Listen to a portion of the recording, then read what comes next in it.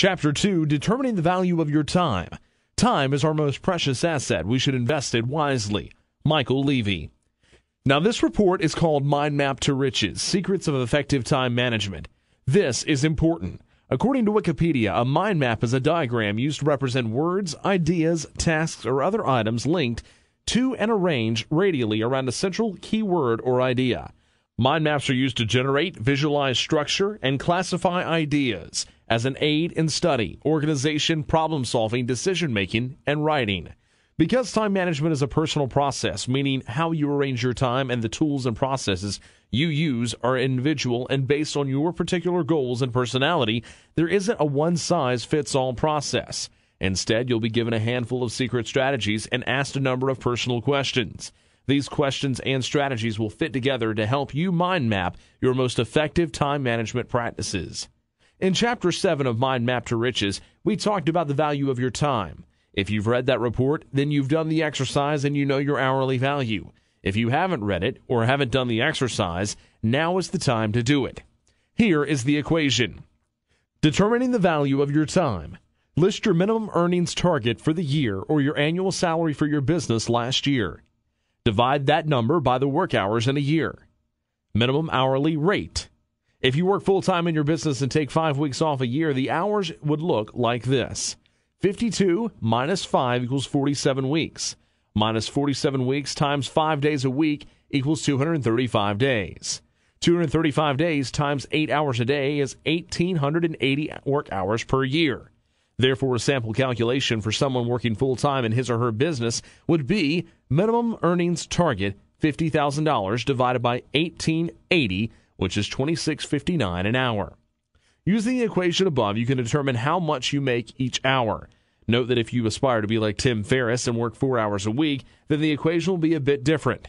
Most of us would like to increase our hourly value and perhaps decrease the number of hours we spend on our business. To accomplish this requires a commitment to managing your time in the most effective manner possible, utilizing time management tools, and taking an honest look at what your strengths and priorities are. Assessing your strengths and weaknesses. Later in Chapter 5, we'll take a look at productivity tools, including outsourcing.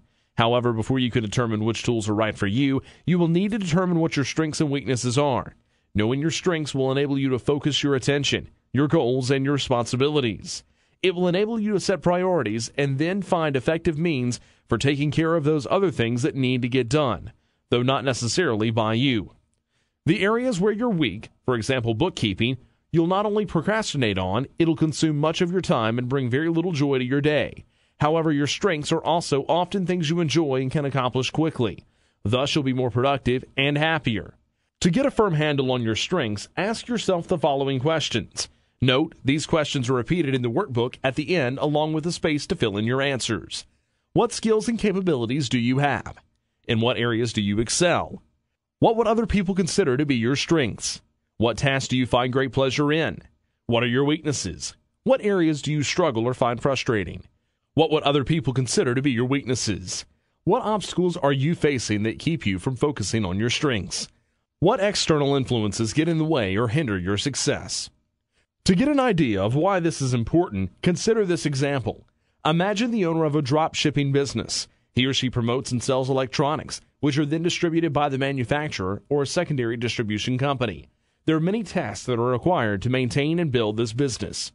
However, the one that brings in sales and the one the owner enjoys and is skilled at are writing reviews and content to drive traffic to his site.